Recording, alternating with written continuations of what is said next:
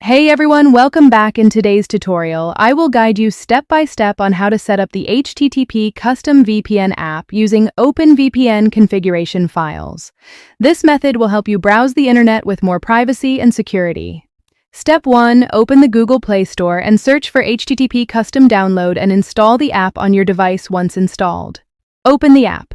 Step 2. Tap the menu icon in the top left corner and explore the VPN settings to get familiar with the options available. Step 3.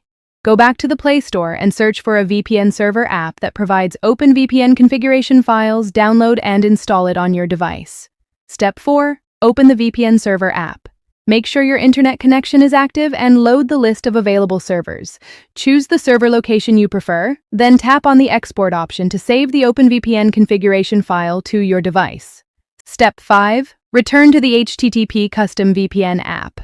Tap the plus icon in the bottom right corner and select Open OVPN.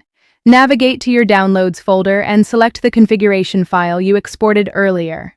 Step 6. Tap the Connect button and your device will establish a secure VPN connection using HTTP Custom with OpenVPN configurations.